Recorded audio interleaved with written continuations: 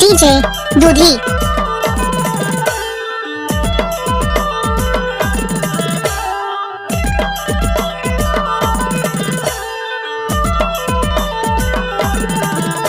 प्रेमलाल भाई साहब लेकर आ रहे हैं नया गाना।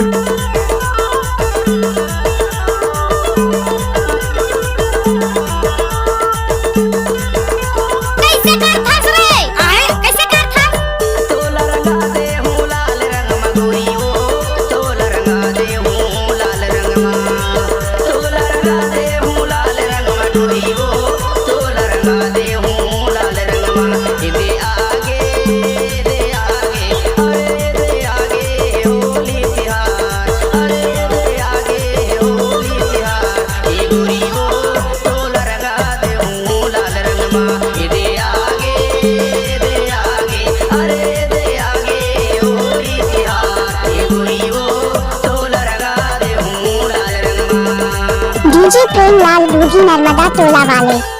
घुसत नहीं मानस ना, नहीं मानस ना। गाँव की अकेल के लेकिन दे बेच।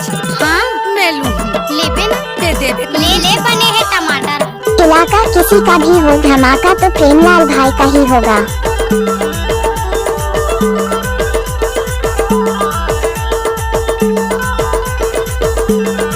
डीजे प्रेमलाल।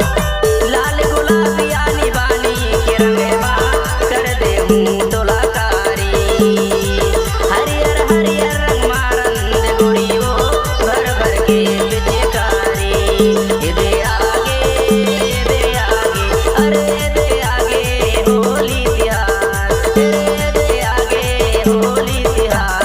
ये गोरियो तोल रंगा दे हूँ लाल रंगमा। दे आगे अरे दे आगे होली तिहार। अरे दे आगे होली तिहार। ये गोरियो तोल रंगा दे हूँ लाल रंगमा। डीजे प्रेमलाल दूधी नर्मदा टोला वाले।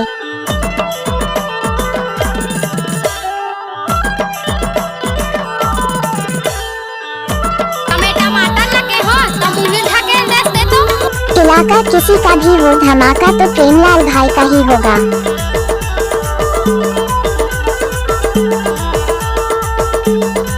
प्रेमलाल भाई साहब लेकर आ रहे हैं नया गाना।